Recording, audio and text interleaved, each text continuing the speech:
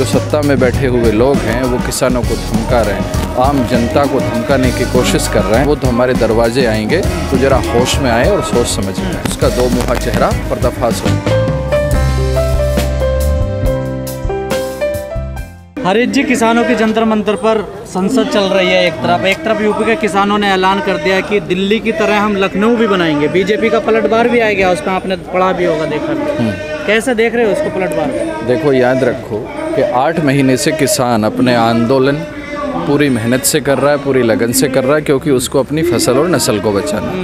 बात दिल्ली या लखनऊ की नहीं है, पूरे देश का किसान आज आंदोलित है। चाहे जहाँ भी अपने हक और हकूक़ के लिए हमें आंदोलन करना पड़ेगा, हम करेंगे, वो दिल्ली हो या लखनऊ हो। बात आती है कि जो सत्ता में बैठे हुए लोग हैं वो किसानों को धमका रहे हैं, आम जनता को धमकाने की कोशिश कर रहे हैं। हम उन्हें बताना चाहते हैं कि समय आ चुका है, अब वो तो हमारे दरवाजे आएंगे तो जरा होश में आए और सोच समझ में आए। सर, आंदोलन तो कर रहे हो आप, लेकिन हक तो नहीं मिल रहा जो मांग रहे हो आप लोग। नहीं मिल रहा तो कोई बात नहीं, संघर्ष कर रहा है। आंदोलन का मतलब होता है एक विचार को फैलाना, एक वैचारिक क्रांति देना। और आज भारत के 135 करोड़ लोगों में हमारे आंदोलन के माध्यम से इस सरकार की जो दोहरी नीतियां हैं, जो ये सरकार आमजन विरोधी है, किसान विरोधी है, जो मजलूम गरीब तबके को मारना चाहती है और कॉरपोरेट को फ़ायदा देना चाहती है, उसका दो मुहा चेहरा पर्दाफाश हो गया। लेकिन सरकार भी तो कहीं ना कहीं कामयाब होती नजर आ रही है आपको, किसान ना बताने के लिए। नहीं, हमें तो पहले दिन से बताती है, कभी हाँ बिल्कुल बताती है। और यदि सरकार कामयाब होती तो आज यहाँ किसान संसद में मैं और आप ना खड़े होते। सरकार ने तो जब 8 महीने पहले हमने आंदोलन छेड़ा और आंदोलन को स्थापित किया तो हमें आतंकवादी कहा, हमें माओवादी कहा, हमें खालिस्तानी कहा। हम सरकार ने हमारे ऊपर जितने भी इल्ज़ाम लगाए, सरकार ने हमको मवाली कहा। हमने हर इल्ज़ाम का जवाब दिया अपनी एकता से और शांति प्रिय व्यवहार से। और आज भारत सरकार को हमें ये अनुमति देनी पड़ी कि भारत की संसद के बाहर उसकी चौखट पे किसान अपनी संसद लगाए बैठा है। यदि हम मवाली हैं तो भारत का प्रधानमंत्री क्या मवालियों को संसद लगाने की अनुमति देता है? उस मंत्री को अपने प्रधानमंत्री से पूछना होगा। अपने जो किसान को आतंकवादी कहता है, क्या भारत सरकार इतनी कमज़ोर हो गई कि आतंकवादियों को संसद लगाने की अनुमति देगी? तो ये तो बदनाम करने की कोशिश है। यहाँ की अनुमति तो मिल गई आपको, लखनऊ की नहीं मिली। कह रहे हैं संभल के आइए, आए तो लखनऊ में। कहने की बात है, ये मुंह है, इसके आगे मैदान है। कितना ही बोलो, जब वक्त आएगा ना तो वो किसान के दरवाजे आएंगे। आप निश्चित रहिएगा। वो पहले भी आए थे, 2017 में भी हमारी वोट मांगकर, हमारी वोट की ताकत से ही वो विधायक बने, विधायक के बाद मुख्यमंत्री बने, चाहे सांसद बने या प्रधानमंत्री बने। अभी तो आप इंतजार कर रहे हैं ना? नहीं, हम इंतजार नहीं कर रहे हैं। हम अपना हक मांगेंगे, आज भी मांग रहे हैं। गाजीपुर बॉर्डर यूपी में ही आता है, दिल्ली में नहीं है, यूपी में ही बैठे हैं। ऐसा नहीं है कि यूपी से कहीं विदेश में बैठे हैं। दूसरी चीज़ ये है कि उत्तर प्रदेश का जो आज बदतर हाल है, गन्ना कंट्रोल ऑर्डर उत्तर प्रदेश में लागू नहीं है। जब 2017 में मोदी जी योगी जी के लिए वोट मांग रहे थे, योगी जी को तब जानता भी नहीं था कोई, तब उन्होंने कहा था कि हम गन्ना कंट्रोल ऑर्डर लागू करेंगे, 14 दिन में गन्ने का भुगतान करवाएंगे। कहा था ना, वादा किया था। और उन्होंने उसका नाम दिया था संकल्प पत्र। और संकल्प पत्र को ये भूल गए और जो किसान ने मांगा नहीं वो किसान को इन्होंने दे दिया। जो ये 3 काले कानून किसान पे बोझ लाद दिए इन्होंने। तो हम तो सरकार से ये कह रहे हैं, जो आपने हमसे वादा किया था वो हमें दे दो, और जो हमने तुमसे मांगा नहीं है, वो जो आप ज़बरदस्ती हमारे ऊपर थोप रहे हो, इसे आप ले लो। इस समय ये सरकार ना आमजन की है, ना किसान की है, ना गरीब की है, ना युवा की है। ये सरकार सिर्फ लुटेरों की है। लेकिन ये लुटेरे ज़्यादा दिन देश को नहीं लूट सकते, क्योंकि आमजन खड़ा हो गया। आपने कहा कि उत्तर प्रदेश की हालत बदतर है, लेकिन योगी सरकार कह रही है कि विकास की गंगा बह रही है। तमाम दिल्ली में पोस्टर लगवा दिए उन्होंने। नहीं, विकास की गंगा यदि बह रही है तो बह कहाँ रही है? उत्तर प्रदेश में। और पोस्टर लग रहे हैं दिल्ली में। तो अब बताइए, इससे ही पता चल जाता है कि जहाँ विकास की गंगा बह रही होती है, पोस्टर भी वहीं लगाए जाते हैं। और विकास की गंगा उत्तर प्रदेश में जहाँ भी बह रही हो, वहाँ हम देखने को तैयार हैं। उत्तर प्रदेश में कानून का राज नहीं है। जहाँ कहते हैं कानून का राज है, वहाँ एसेंशियल कमोडिटी एक्ट या गन्ना कंट्रोल ऑर्डर लागू क्यों नहीं होता? मुझे बताइए, गन्ना कंट्रोल ऑर्डर लागू विकास नहीं हो रहा है? नहीं, आप बताओ ना, कौन सा विकास हुआ है उत्तर प्रदेश में? आप एक विकास बताइए कि ये विकास हुआ है। एक निर्माण तो दे पाई हो ये सरकार, एक वादा पूरा कर पाई हो जो इन्होंने वादा किया था। कितनी नौकरियां दे दी? कहाँ दे दी? किसको दे दी? हवा में दे दी, पोस्टर में ही तो दे दी। पोस्टर में तो स्मार्ट सिटी भी बन गए।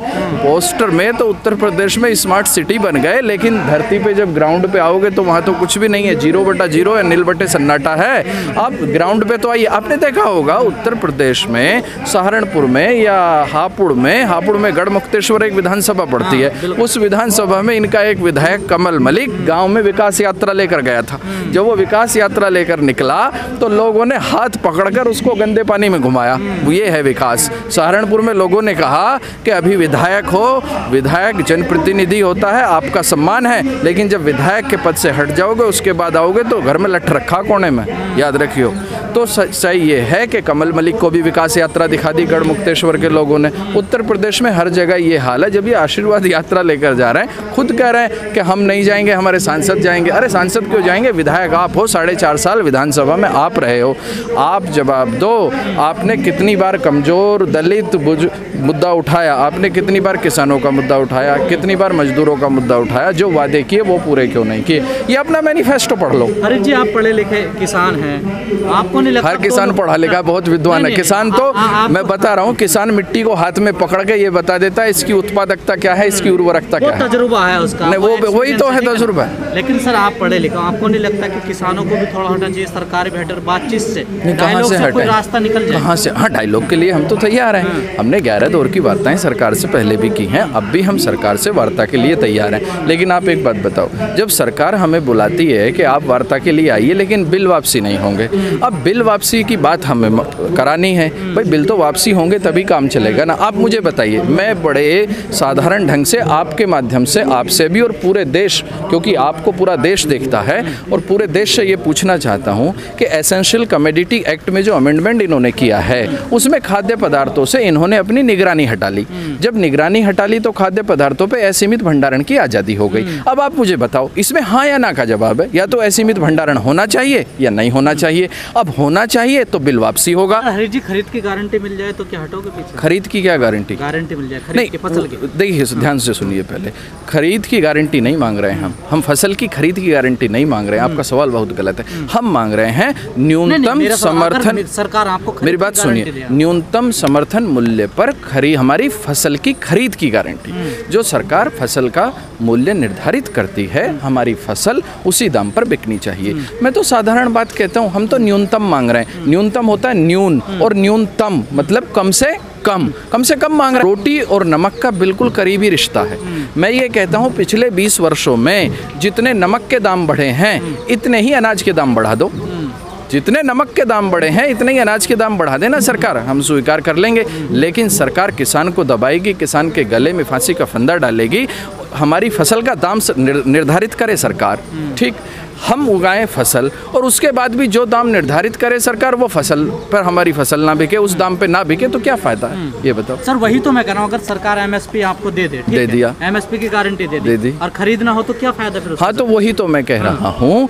नहीं समझिए, सरकार यदि हमें एमएसपी पर गारंटी की खरीद का कानून बना देती है और सरकार नहीं खरीदती, कोई बात नहीं, प्राइवेट खरीदेगा, काला चोर खरीदे, हमें इससे कोई मतलब नहीं है। गारंटी अलग है, एमएसपी नहीं, हमें एमएसपी की गारंटी की कानून चाहिए। एमएसपी पर कोई भी खरीदे, काला चोर खरीदे, हमारे से सरकार खरीदे या कॉरपोरेट खरीदे, अडानी खरीदे, अंबानी खरीदे, कोई भी खरीदे, हमें एमएसपी की गारंटी की खरीद पर कानून चाहिए। दो चीज होगी ना आपकी, एमएसपी भी और खरीद की गारंटी। खरीद की गारंटी का कानून कोई भी खरीदे, हम ये नहीं कह रहे हैं कि 100% हमारी फसल सरकार खरीदे। खरीदी कहाँ जा रही है? मैं वही कह रहा हूँ, मैं ये कहना चाहता हूँ, जैसे सरकार ने हमारे गेहूं का 1975 रुपये रेट निर्धारित करा, मान लीजिए, अब इसी दाम पर हमारी फसल बिकनी चाहिए, चाहे आप खरीदो, चाहे कोई और खरीदे, चाहे सरकार खरीदे। यदि इससे कम पर कोई खरीदेगा तो वो अपराध होगा, उसे जेल होगी। हम ये नहीं कह रहे हैं कि 100% फसल जितनी हम उगाते हैं उसे सरकार खरीदे, कोई भी खरीदे, हमें इससे कोई मतलब नहीं।